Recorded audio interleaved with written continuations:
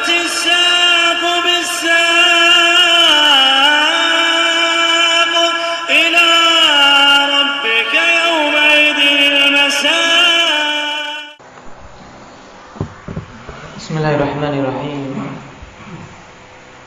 الحمد لله رب العالمين، والصلاة والسلام على المبعوث رحمة للعالمين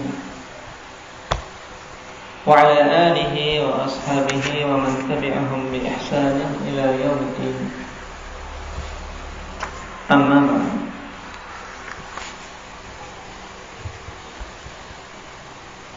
Pembahasan yang lalu, alhamdulillah azza wa jalla, kita selesai dari pembahasan sifat al-ityan wal majid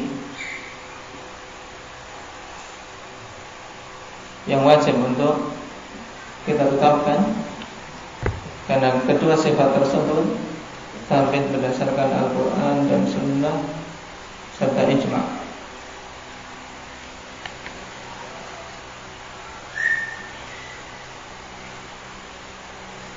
Ahlul bidah menolak sifat tersebut dan memalingkan dalil-dalil dengan beberapa takwilan.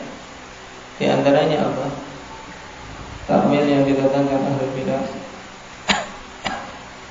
Kedua,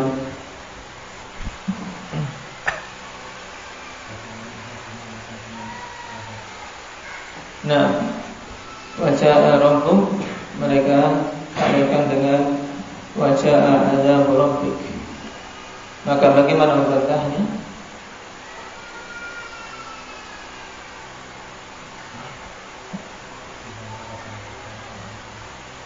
Bagaimana?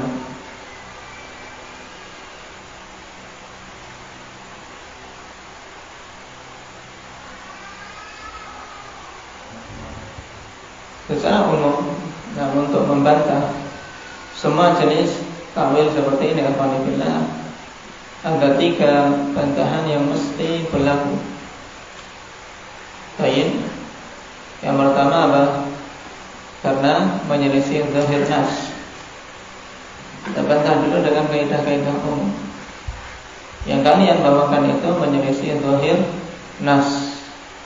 Zahir baik itu Al-Quran maupun As-Sunnah.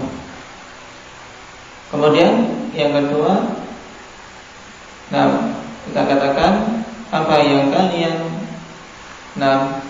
yakini atau katakan tersebut menyelisihi manhaj salaf dalam memahami nas. Kemudian yang ketiga, kalian tidak memiliki dalil yang sahih dan sharih untuk menetapkan apa yang kalian katakan tadi. Kemudian yang keempat, masing-masing takwilan dibantah sesuai dengan sisi kelemahannya. Baik. Seperti tadi, baca rabbuk ditafsirkan azab rabbik. Menyelisihi nas, karena nas mengatakan ja'a rabbuk, zahirnya Allah Subhanahu wa ta'ala datang. Kemudian menyelisih metode salaf, karena para salaf tidak menafsirkan yang demikian, bahkan mereka berijma' tentang penetapan sifat wajah, sifat majid. Kemudian yang ketika mereka tidak memiliki dalil, mana dalil yang menunjukkan kalau ja'a rabbuk maksudnya adalah ja'a amru rabbik. Kemudian yang keempat, kita katakan misalnya pada ayat hal yanzuruna illa ayyatiyahumullahu fi dhulalin minal ghamam, datang kepada mereka azab Allah Subhanahu wa ta'ala. Disifati demikian tentunya tidak tepat secara lughah Arabiyah. Demikian pula wajah rabbuka wal malaku saffan saffa, datang azab Rabbmu dan para malaikat bersaf-saf. Ini tentunya juga tidak tepat secara bahasa. Dan Allah Subhanahu wa ta'ala juga telah menegaskan tentang amar misalnya. Mereka takwilkan dengan amar, sama 3 bantahan awal sama, kemudian bantahan Yang keempat, untuk masing-masing syubhat. Allah Subhanahu wa taala katakan, "Ata amrullah fala tasta'jilu." Ketika Allah menghendaki untuk menetapkan bahwasanya datang itu amrullah, ya Allah katakan ata amrullah. Maka ketika Allah katakan bahwasanya yang datang adalah Allah, ayyatiyahullah, tentunya ya kita tidak boleh memalingkan kepada makna amr. Baik, sekarang kita masuk pada sifat berikutnya. Pasal yang ke-10, Itsbatul wajhi lillahi subhanahu. Penetapan sifat wajah bagi Allah Subhanahu wa ta'ala.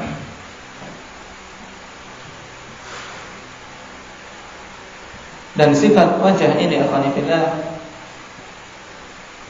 merupakan sifat yang sabit bagi Allah Subhanahu wa ta'ala berdasarkan dalil-dalil yang banyak dari Al-Quran maupun As-Sunnah. Juga telah dinukilkan ijma' bahwasanya pemahaman para salaf. Sifat ini masuk kategori sifat dzatiyah khabariyah. Dinamakan dzatiyah kenapa? Karena sifat tersebut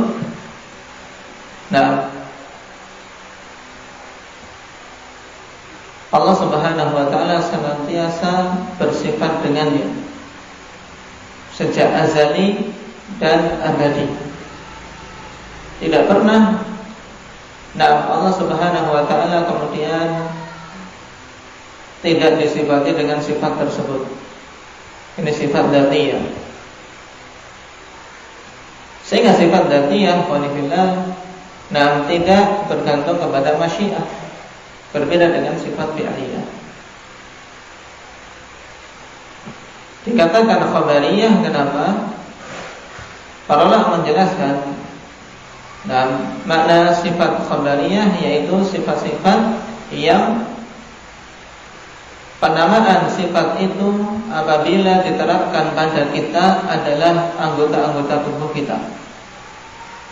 Lafadznya kalau diterapkan pada diri kita, maka itu merupakan anggota tubuh. Alladzi musammahu lana ajza'un wa ab'ad. Ini pengertian yang dirasihkan oleh Syekh Ibnu Utsaimin, demikian pula Syekhuna Abu Amr dan yang lainnya. Ada yang mengatakan sifat khabariyah kenapa? Karena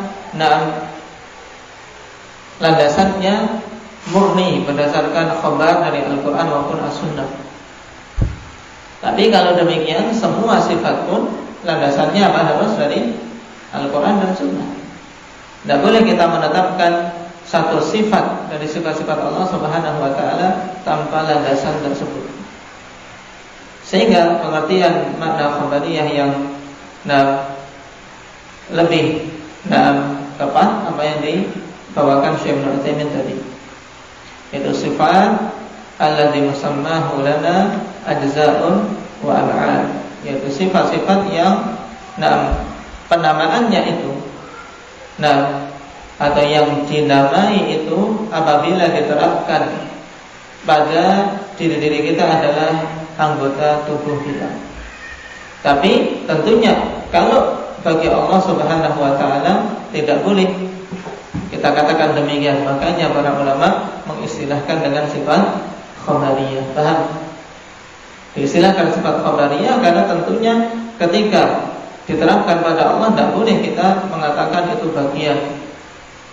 Seperti kita mengatakan tangan kita adalah bagian dari tubuh kita. Tapi bagi Allah ini tidak diperbolehkan.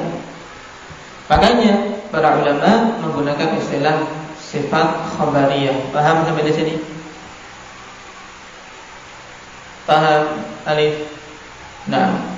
Dari sifat wajah, sifat kategori sifat apa tadi? Dzatiyah, khabariyah. Dikatakan dzatiyah kenapa? Karena Allah senantiasa disifati dengannya sejak azali dan abadi. Tidak ada keterkaitan dengan masyiah. Paham? Ini makna dzatiyah. Kemudian makna khabariyah, yaitu sifat-sifat yang penamaannya apabila diterapkan pada diri kita atau pada makhluk, maka itu adalah bagian dari tubuh. Tapi kalau Allah tentunya kita tidak boleh mengatakannya yang demikian, makanya dinamakan dengan sifat khabariyah. Paham? Seperti sifat wajah, sifat tangan, sifat mata dan seterusnya yang nanti akan kita pelajari insyaallah ta'ala. Dan sebagaimana semua sifat-sifat yang lain.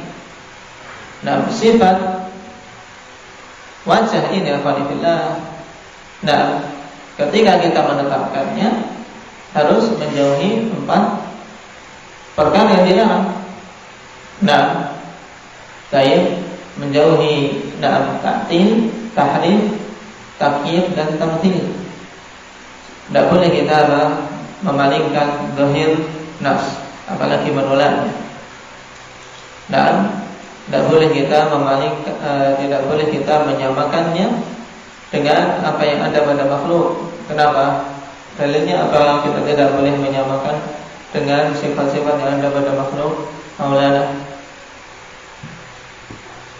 Nah, karena ayat laisa kamitslihi syai'un wa huwas samiul basir. Dan tidak boleh kita membagaimanakannya. Kenapa? Alhamdulillah.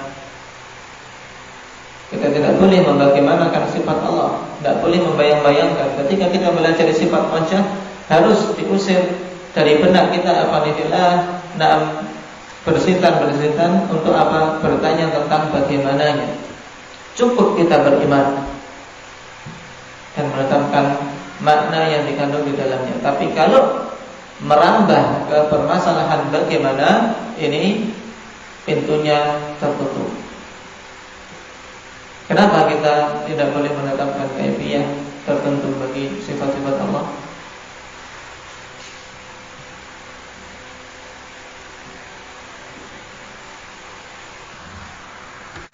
Nah, itu yang perlu dicamkan. Nah, jadi kita tidak boleh masuk ke perkara bagaimana sifat. Kenapa? Karena kita tidak diberi ilmu tentangnya. Dan ilmu tentang perkara tersebut ditutup. Allah Subhanahu wa ta'ala katakan apa? Dalil yang menunjukkan hal ini, yaitu firman Allah, wala yuhituna bihi ilma. Kalian itu tidak bisa melingkupi Allah Subhanahu wa ta'ala dengan ilmu kalian. Makanya yang tidak Allah beritahu kalian tidak akan mengetahuinya. Paham? Sehingga berhenti, jangan melampaui batas. Baik, karena ilmu tentang kaifiyah itu hanya bisa kita ketahui melalui 3 cara. Nah, baru itu yang disebutkan Uqasyah tadi. Di antaranya apa? Ilmu tentang kaifiyah itu tidak akan bisa kita ketahui kecuali dengan 3 cara, 3 jalan, 3 metode. Apa yang pertama? Dengan melihat yang sama, dan Allah tidak ada sesuatu pun yang menyamai. Kemudian yang kedua, apa Udaimah? Nah, dengan adanya khabar yang sahih, yang menggambarkan dengan gamblang, ini pun tidak ada tentang masalah sifat. Yang ketiga,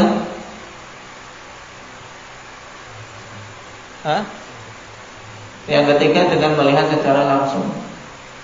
Baik, ini yang seharusnya diletakkan di paling awal, melihat secara langsung, dan ini pun tidak ada, karena Allah Subhanahu wa ta'ala tidak akan dilihat di dunia. Sebagaimana dalam hadis, innakum lan taraw rabbakum hatta tamutu. Kalian tidak akan bisa melihat Rabb kalian sampai kalian mati. Nah, karena Allah izinkan orang-orang yang beriman untuk bisa melihat wajah Allah Subhanahu wa ta'ala ketika mereka masuk surga. Dan sebelum itu mereka pun diberi kesempatan untuk melihat ketika di Arasatil Qiyamah, ketika berkumpul di padang mahsyar. Ini kaidah umum diingat-ingat terus. Paham Pak Muhammad? Paham? Baik. Jadi sifat wajah tadi sifat apa tadi? Kesimpulannya Iqbal?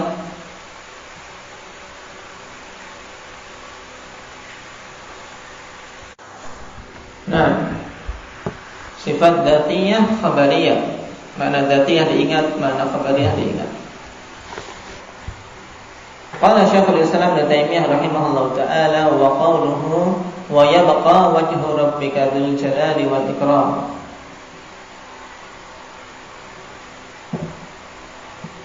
Allah Subhanahu wa taala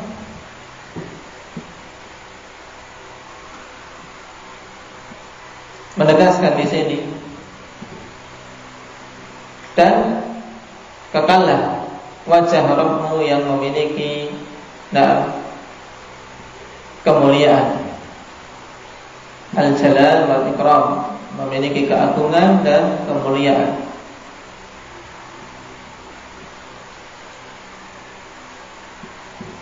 Setelah Allah Subhanahu wa taala tegaskan bahwasanya semua hamba-hambanya mesti akan mengalami kematian. Kullu man 'alaiha fan. Semua jiwa mesti akan mengalami fana, mengalami kebinasaan. Wa yabqa wajhu rabbika dzul jalali wal ikram, dan tetaplah, yaitu kekal wajah Rabbmu. Di sini penyebutan sifat, tapi yang dimaksudkan adalah bukan kemudian wajah Allah Subhanahu wa taala saja, tapi zat Allah Subhanahu wa taala yang memiliki sifat di antara sifat-sifatnya wajah.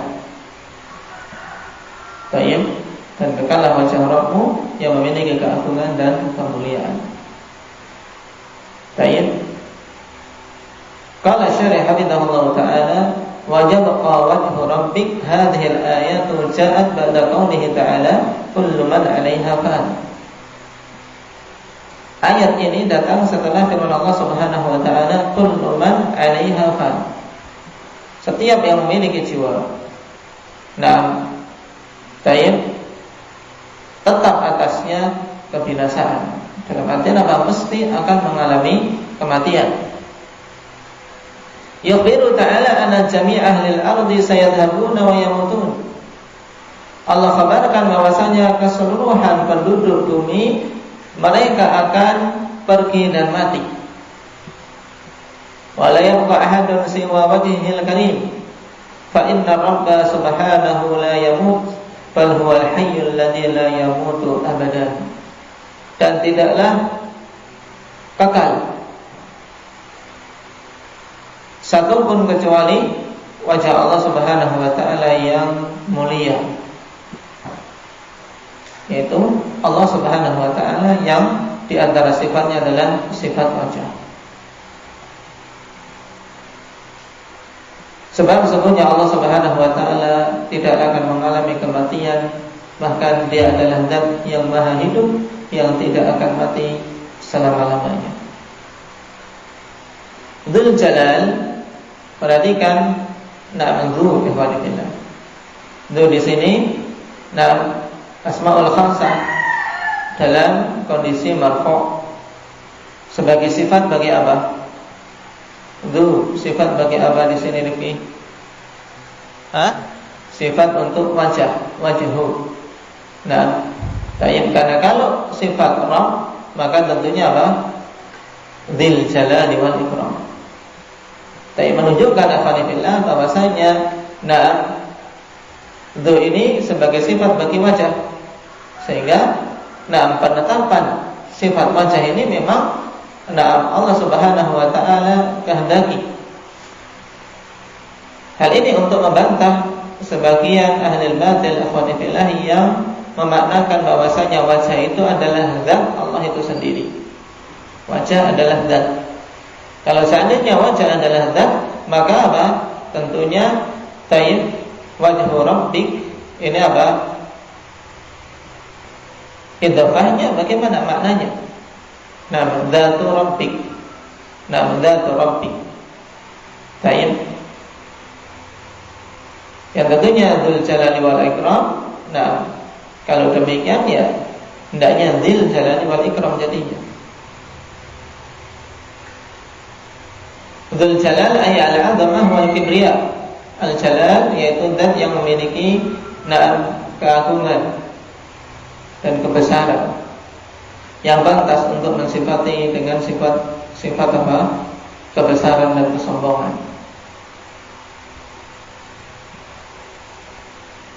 Karena yang pantas untuk memiliki sifat kibriya hanya Allah Subhanahu wa taala.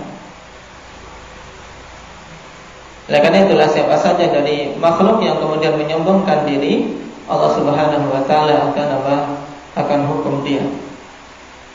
Karena itu hak Allah semata untuk memiliki sifat sombong.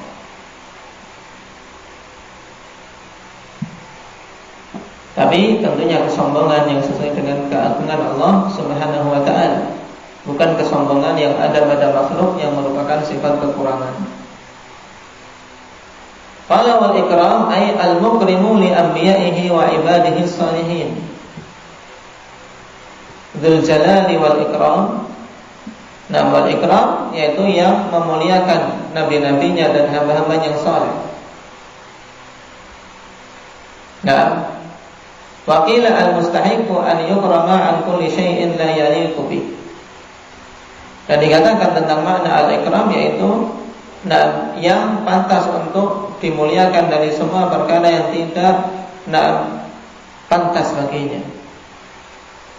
Tapi Maha Mulia Allah dari perkara-perkara yang tidak pantas untuk dinisbahkan kepada Allah Subhanahu wa taala.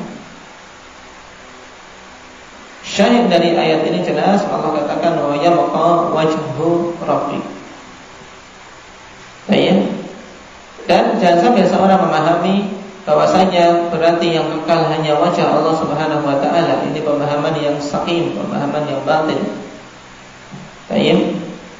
Yang dimaksud dengan wajah rabbik ay yabqa baik dzatullah azza wa jalla al-muttasifu fil wajh. Yaitu kekal dan Allah Subhanahu wa taala yang bersifat dengan sifat wajah.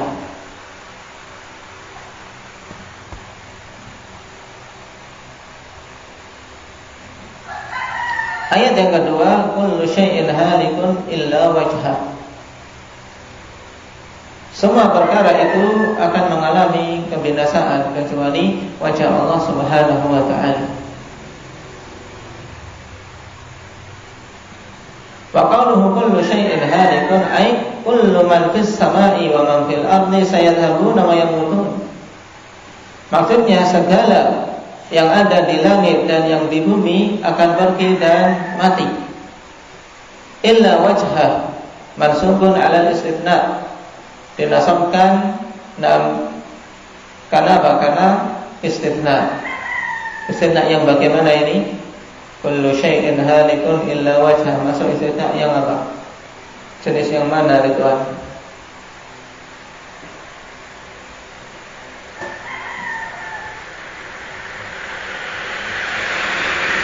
Baik, mufrad yang taman mutsbatan. Maka kalau tam mutsbat, mustatanya bagaimana?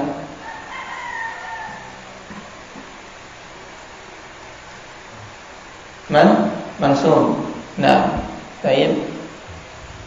Karena istitsna di sini tam mutsbat. Tayyib mansubun 'ala al-istithna. Wa hadha ikhbarun bi annahu ad-da'imul baqi alladhi tamutul khalaiqu wa la yamutu. Dan pada ayat ini pengkhabaran bahwasanya Allah Subhanahu wa taala adalah zat yang kekal, yang semua makhluk-makhluk mati dan dia tidaklah mengalami kematian. Qala asy-syahidu minal ayatain anna fihima itsbatal wajhi lillahi subhanahu wa huwa min sifatihi dzatiyah fa huwa wajhun ala haqiqatihi yaliqu bi jalali.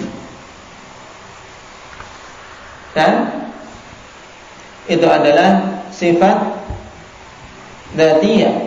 Ya, pada kedua ayat ini terdapat penetapan sifat wajah bagi Allah yang merupakan sifat dzatiyah. Nah, maknanya telah kita lewati tadi. Dan untuk lebih jelas lagi, dzatiyah khabariyah juga maknanya telah dijelaskan tadi.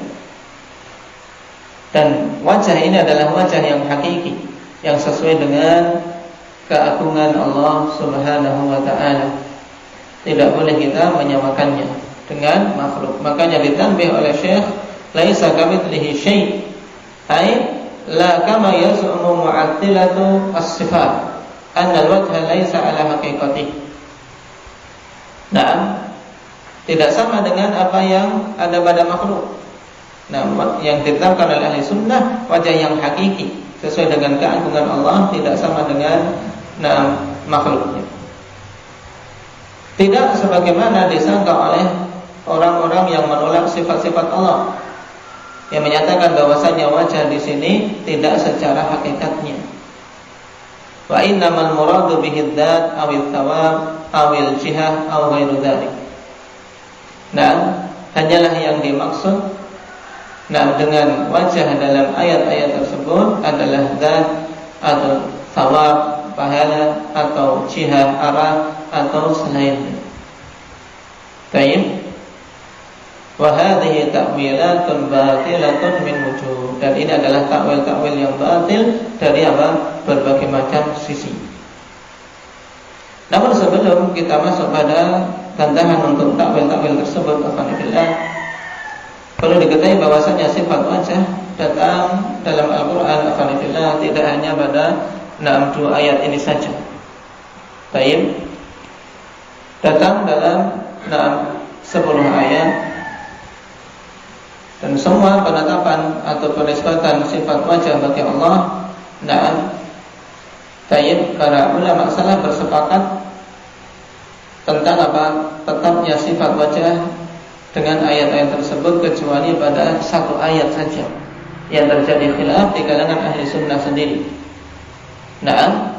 Yaitu firman Allah Subhanahu wa ta'ala di surat Al-Baqarah ayat 115. Walillahil masyriq wal maghrib fa aynama tawallu fatamma wajhullah innallaha wasi'un alim.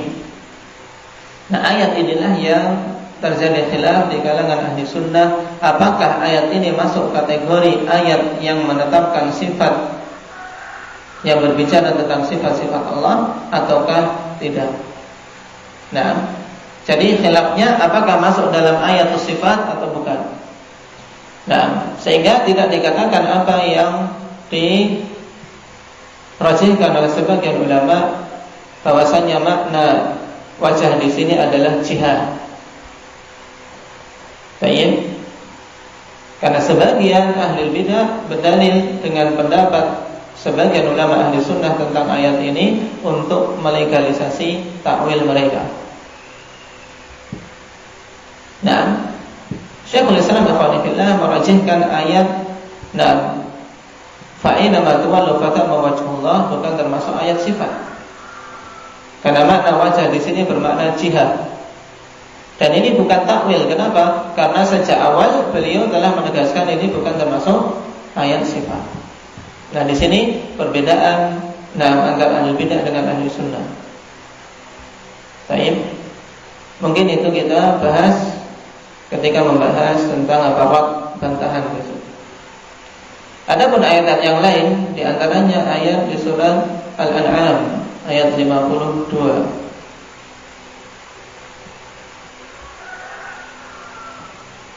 Allah Subhanahu wa ta'ala katakan, "Wala tatrudil ladzina yad'una rabbahum bil ghadati wal 'ashyi yuriduna wajhah." Yuriduna wajhah. Jangan engkau usir orang-orang yang beribadah kepada Allah Subhanahu wa ta'ala di waktu petang, di waktu pagi dan petang, semata-mata mengharapkan wajah Allah, yaitu semata-mata mengharapkan untuk bisa melihat wajahnya kelak di hari kiamat. Dan itu adalah seagung-agung nikmat yang diberikan kepada penduduk surga. Nah,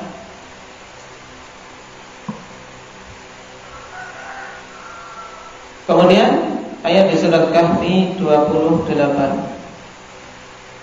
Wasbir nafsaka ma'al ladzina yad'una rabbahum bil ghadati wal 'ashyi yuriduna wajha. Hampir sama. Di sini perintah untuk bersabar. Kalau tadi perintah untuk jangan mengusir, atau jangan kau usir orang-orang yang beribadah pada Allah, siang dan malam beribadah kau usir. Nah, kemudian yang kedua perintah untuk bersabar dengan orang-orang yang beribadah. Jangan merasa gengsi. Berteman, bersahabat dengan orang-orang yang senantiasa beribadah kepada Allah di pagi dan petang. Walaupun mereka bukan para pejabat, walaupun mereka bukan orang-orang kaya, walaupun mereka bukan bangsawan dan seterusnya. Karena yang menjadi patokan adalah kedekatan seorang hamba dengan Allah serta ketakwaannya. Ayat yang berikutnya,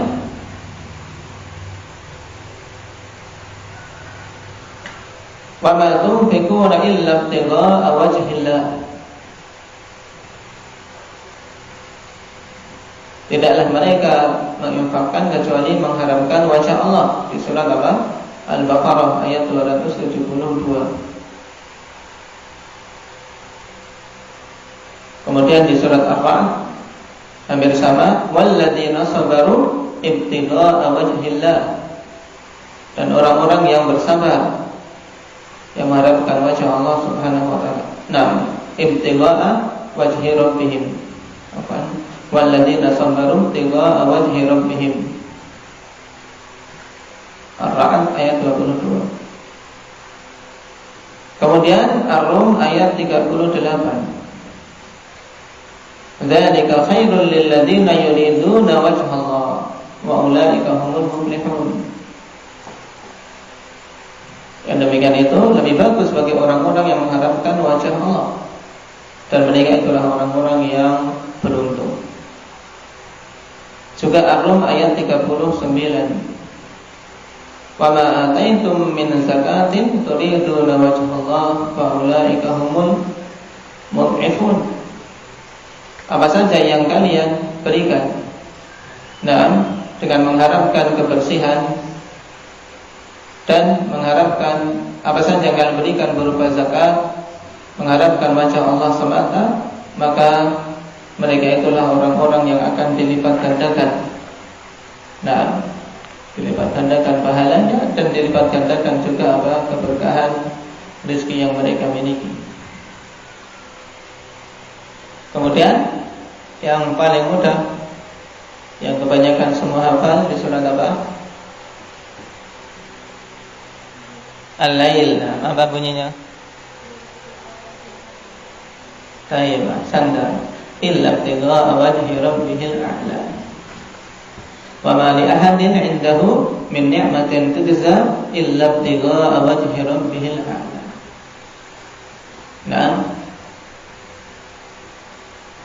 Dan tidaklah pantas bagi seorang pun untuk apa? Untuk dibalas, diberi balasan, kecuali apa? Orang-orang yang semata-mata dalam amalan yang mengharapkan wajah Allah Subhanahu wa taala.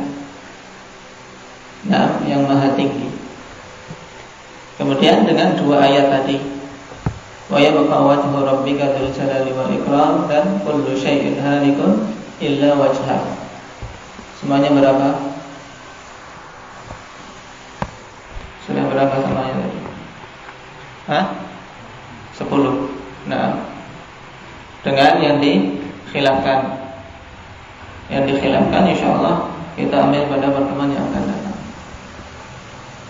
Adapun dari as-sunnah, beberapa dalil dari as-sunnah juga sangat penting untuk membantah pendalilan ahli batil atau takwil-takwil mereka. Insyaallah kita akhirkan pada pertemuan yang akan datang. Naqtani bihadza walhamdulillah.